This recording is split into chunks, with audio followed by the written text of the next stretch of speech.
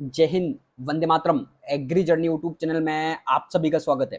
तो आपके क्वेश्चंस की सीरीज यहाँ पे चल रही थी, ठीक है। एग्रीकल्चर अपन कर चुके थे और यहाँ पे एनिमल के क्वेश्चंस को भी अपने ने कर लिया था। तो आज बायोलॉजी के क्वेश्चंस को अपन करने वाले हैं, ठीक है। मोस्ट इंपोर्टेंट क्वेश्चन है।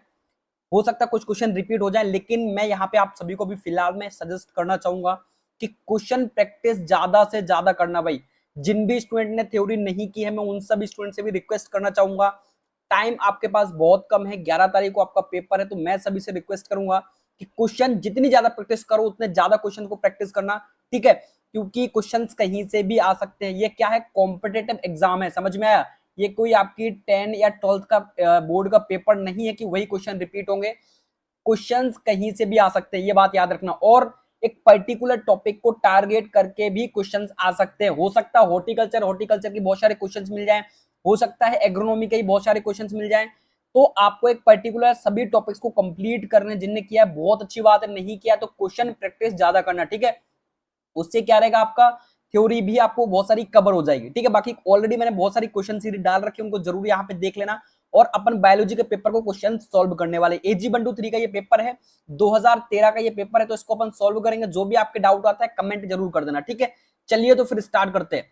सबसे फर्स्ट आपका क्वेश्चन आप यहाँ पे देख सकते हो। फर्स्ट क्वेश्चन क्या है यहाँ पे, फर्स्ट है आपका बरगद से संबंधित क्वेश्चन है, और ये आपसे बन जाएगा, बिल्कुल सिंपल क्वेश्चन है। क्या लिखा हुआ है, बरगद के पेड़ से लटकने वाली जड़ों का कार्य। आपने ऑलरेडी देखा होगा, बरगद के पेड़ जो होता है, बनियान ट्री, इससे बहुत सारी जड़ें यहाँ पे आसपास लटकती रहती है। तो उनका कार्य क्या है, ऑप्शन आप देख लो यहाँ पे। Prop roots of banyan tree are meant for, ठीक है। तो इनका वर्ग क्या है, तो देख सकते हो ऑप्शन फर्स्ट में लिखा हुआ है providing support to big trees, यानी विशाल वृक्ष को सहारा देना।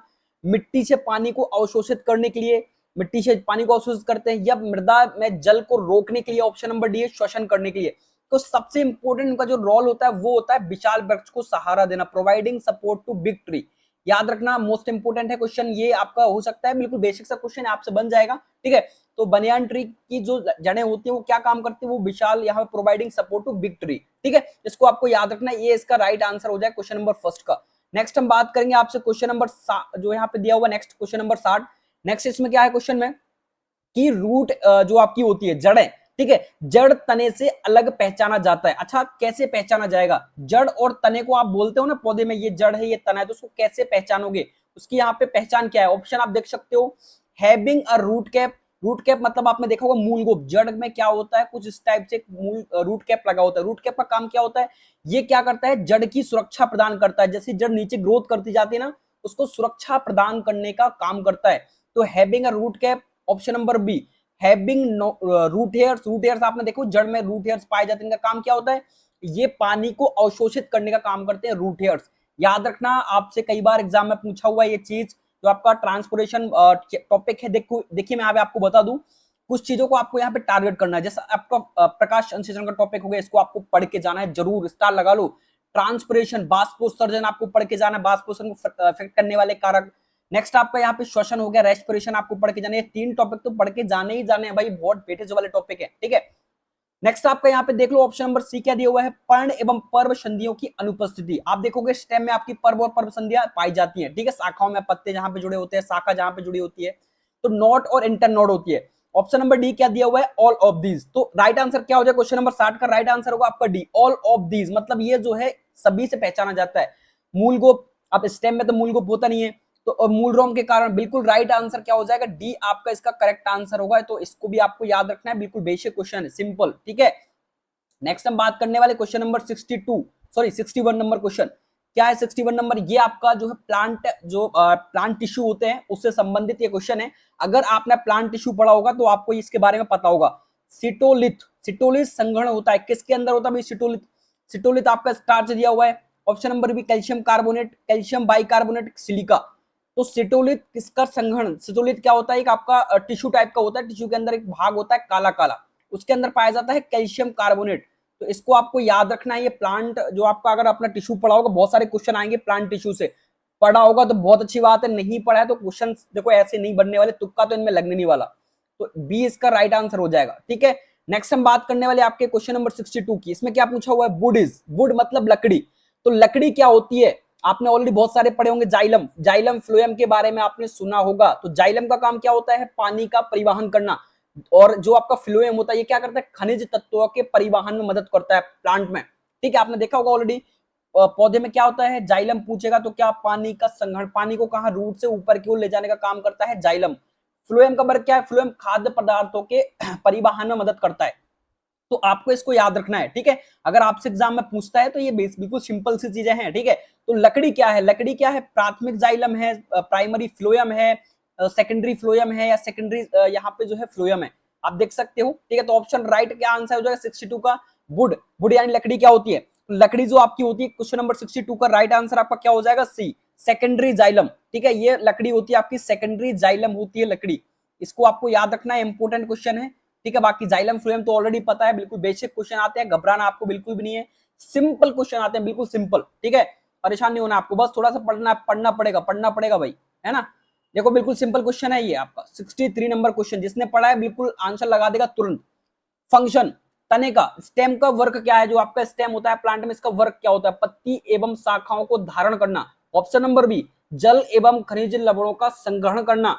ऑप्शन नंबर सी, संवाहन करना एवं खाद्य पदार्थों को संग्रहित करना। तो क्वेश्चन नंबर जो 63 दिया हुआ है, स्टेम का फंक्शन क्या है, राइट आंसर क्या हो जाएगा, तो डी इसका करेक्ट आंसर हो जाएगा। याद रखना ऑल ऑफ दिस। ठीक है, जो आपका स्टेम होता है उसका सभी वर्क करता है स्टेम, पत्तियों शाखाओं को धारण करता है, सीधी सी बात है, आपको तो पता ही है।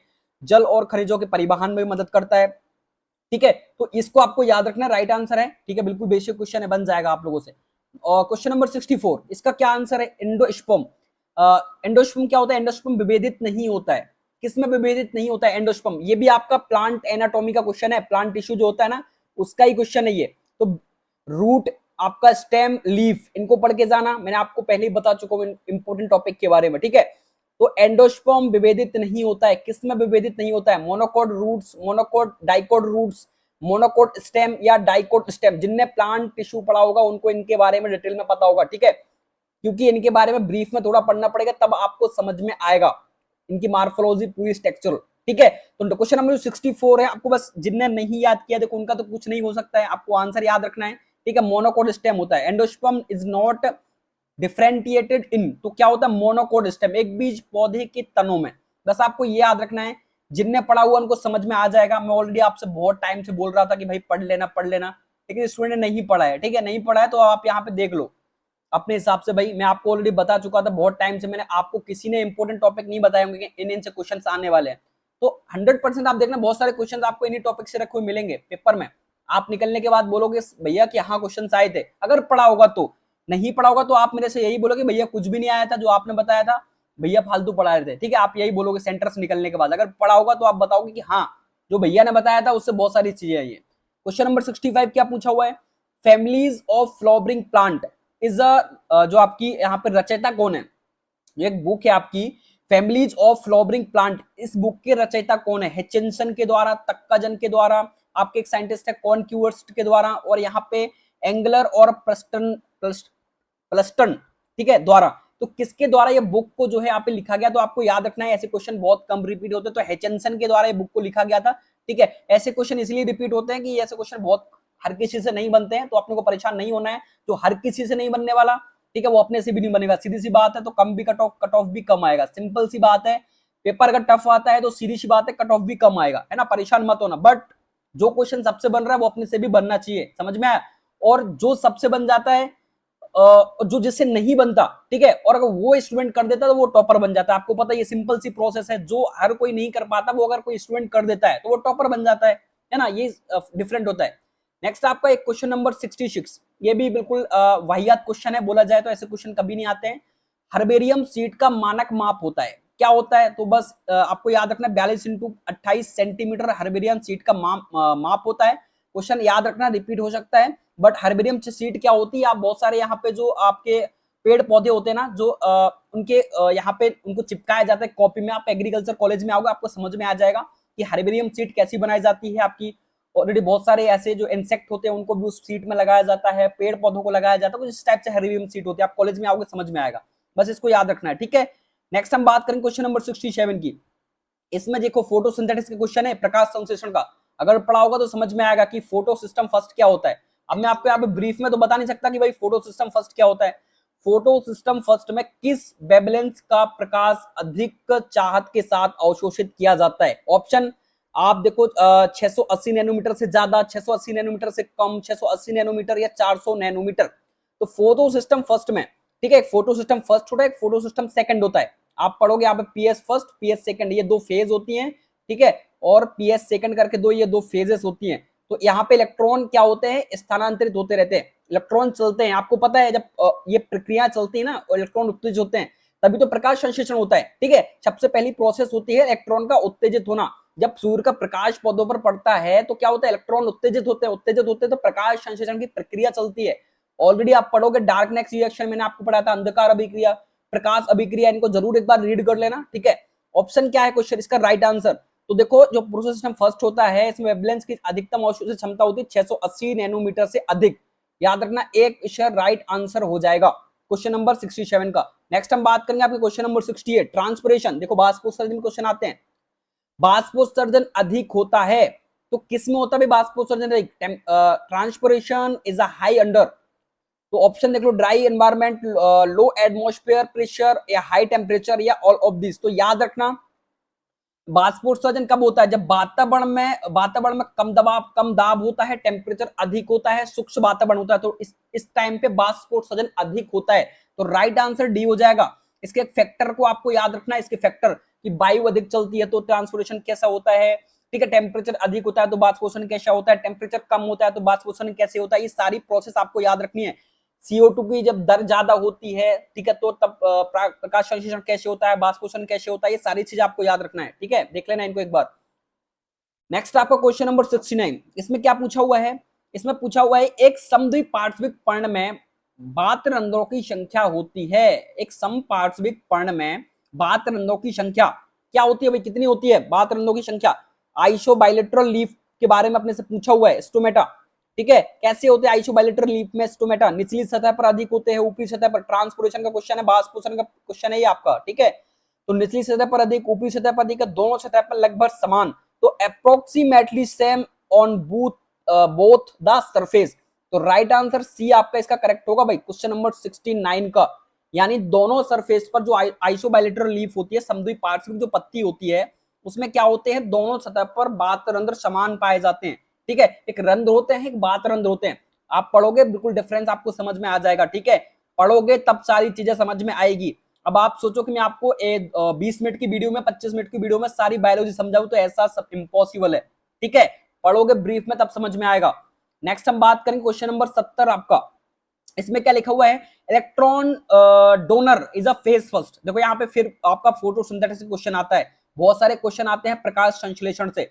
फोटो सिस्टम फर्स्ट को इलेक्ट्रॉन दाता है, कौन देता है भाई? पेरिडॉक्सिन, फेरस सल्फेस केंद्र, या फोटो, यहाँ पे दिया हुआ है प्लास्टोक्यूनोन, या यहाँ पे प्लास्टोसाइनिन, ठीक है। ये प्लास्टोक्यूनोन भी है, प्लास्टोसाइनिन भी है, तो प्लास्टोसाइनिन आपका राइट आंसर होगा। फोटो सिस्टम फर्स्ट को इलेक्ट्रॉन दाता है, कौन है? प्लास्टोसाइनिन। ये सारी ये प्रोसेस आपकी चलती है ना, इलेक्ट्रॉन उत्तेजित होते हैं, तो उसके बीच में आपको प्लास्टोक्यूनिन भी आते हैं, प्लास्टोसाइनिन भी आते हैं। और आप जब ब्रीफ में पढ़ोगे तब समझ में आएगा। राइट आंसर इसको आपको डी जो है इसको याद रखना है, ठीक है। नेक्स्ट हम बात करें क्वेश्चन नंबर 71 की। क्या पूछा हुआ? बिल्कुल सिंपल, ये क्वेश्चन मैंने कराया था आपको 71।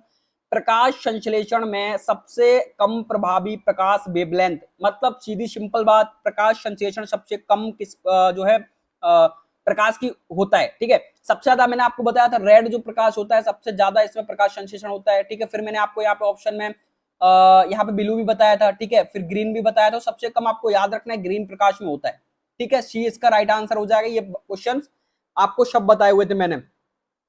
नेक्स्ट हम बात करें आपके question number 72, which one is most, जो आपका होता है सूर्य के, मोस्ट इंपोर्टेंट है क्वेश्चन, स्टार लगा लो इस पे भाई। सूर्य के प्रकाश का सबसे सशक्त परिवर्तक है, which one is the most efficient converter of sunlight, ठीक है। जो आपका सूर्य कन्वर्ट ऑफ सनलाइट, जो आपका सूर्य का प्रकाश होता है उसको जल्दी कन्वर्ट करने की पावर किसमें होती है? कौन सा ऐसा प्लांट होता है जो जल्दी एक्टिव हो जाता है, सूर्य का प्रकाश जैसे मिलता है वो जल्दी एक्टिव हो जाता है? तो ऑप्शन देख लो आप, sugar cane, wheat, papaya, rice. Sugar cane, Saccharum officinarum, beet, Triticum aestivum, papaya, Carica papaya, rice और आइजा सेटाइवा, ठीक है। तो सूर्य का प्रकाश सशक्त परिवर्तक है, तो याद रखना आपका शुगर कैन जो है सूर्य के प्रकाश का सशक्त परिवर्तक माना जाता है, और इसमें 80 से 120 तक जो है क्रोमोसोम नंबर होते हैं। याद रखना, मोस्ट इंपोर्टेंट है, पेपर में अपने से पूछ सकता है ना। बाकी बीट का आपको बता चुका हूँ, पपाया का आपको पता ही है, चावल का भी पता है, मैं सब चीजें बता चुका हूँ आपको।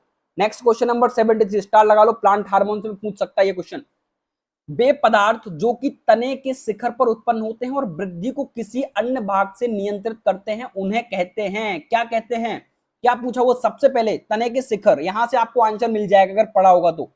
वे पदार्थ जो कि तने के शिखर पर उत्पन्न होते हैं और वृद्धि को किसी अन्य भाग से नियंत्रित करते हैं, वृद्धि को अन्य भाग से नियंत्रित करते हैं, कहां पर होते हैं? तने के ऊपर होते हैं और वृद्धि को नियंत्रित करते हैं। तो आपने सुना होगा ऑक्सिन नाम का एक हार्मोन होता है, ऑक्सिन, साइटोकाइनिन ऑक्सिन। ऑक्सिन कहां मिलता है? आपको मिलेगा शिखर पर, बड पर, ठीक है। वो क्या करता है? आपके तने के ऊपरी भाग को, कलिकाओं को बढ़ाने का काम करता है। कौन? ऑक्सिन। ऑक्सिन की सांद्रता बढ़ती है तो तने का भाग बढ़ता है। साइटोकाइनिन की सांद्रता बढ़ती, यहाँ पे बढ़ेगा तो रूट की भाग बढ़ता है, ठीक है, याद रखना। तो हार्मोन्स इसका राइट आंसर हो जाएगा, है ना। ऑक्सिन नाम का एक हार्मोन्स होता है, उसको आपको याद रखना है। मैंने आप ब्रीफ में आपको सब कुछ बताया हुआ है, उसको देख लेना पुरानी क्लासों में। नेक्स्ट हम बात करें क्वेश्चन नंबर 74, ये भी बताया था मैंने सेल डिवीजन में, क्वेश्चंस में करवाया हुआ था कि मेटाफेज केंद्रक में डीएनए की मात्रा होती है। तो मेटाफेज जो अवस्था होती है, ये मेटाफेज अवस्था एस फेज के अंदर होती है, मैं बता चुका हूं आपको, ठीक है। तो इसमें क्या होता है? डीएनए का द्विगुणन हो जाता है, 2C, ठीक है, डबल इसका क्या हो जाता है? द्विगुणन हो जाता, दुगुना हो जाता है, इसको आपको याद रखना है। ये कभी कभी आप क्वेश्चन सेल डिवीजन से पूछता है, पूछ भी लेता है, तो इसको आपको याद रखना है। नेक्स्ट हम बात करेंगे क्वेश्चन नंबर 75, ये आपका प्लांट ब्रीडिंग का क्वेश्चन है। क्या पूछा हो भाई इसमें? इसमें उन्होंने पूछा हो कि स्पीसीज है, ठीक है, एक स्पीसीज है में गुणसूत्रों की संख्या 2n बराबर 14 है, ठीक है। और नेक्स्ट क्या बोला हुआ है कि दूसरे नजदीकी स्पीसीज में 2n बराबर 12 है, ठीक है, ये 2n बराबर 12 है, एक में 14 एक में 12 है। तो इन दोनों स्पीसीजों में उत्पन्न एलोटेट्राप्लॉइड में गुणसूत्रों की संख्या, सिंपल प्रोसेस, एलोटेट्राप्लॉइड अगर बोलता है तो इसका मतलब क्या होता है? आपको गुणसूत्र को जोड़ना है। तो 14 प्लस 12 कितना हो जाएगा आपका? 14 प्लस 12 हो जाएगा 26, ठीक है। तो ये इन्होंने क्या किया? संकरण कराया, उसमें क्या खिला दी? एलोटेट्राप्लॉइड। आप प्लांट ब्रीडिंग पढ़ोगे सब समझ में आएगा आपको। तो इसका राइट आंसर हो जाएगा 26, ठीक है, डी इसका करेक्ट आंसर हो जाएगा आपका। मोस्ट इंपोर्टेंट है 75 नंबर क्वेश्चन, ठीक है। एलोटेट्राप्लॉइड अगर कहीं कराना है तो सिंपल आपको क्या करना है? दोनों स्पीसीज को जोड़ देना है, सिंपल प्रोसेस है, ठीक है। नेक्स्ट हम बात करेंगे क्वेश्चन नंबर 76, ये आपका जेनेटिक्स का क्वेश्चन है, मेंडल की प्रोसेस है, आपने पढ़ा होगा। मेंडल जब आपका संकरण करा रहे थे प्लांट में, ठीक है, तो उन्होंने दो प्रोसेस दी थी, एक एमोस्कुलेशन, एक थैलीकरण, ठीक है। तो इन्होंने क्या हुआ है? एमोस्कुलेशन से तात्पर्य क्या? तात्पर्य भाई एमोस्कुलेशन से कृत्रिम परागण कराना, फटने से पहले पराग कोषों को निकाल देना। एमोस्कुलेशन क्या है?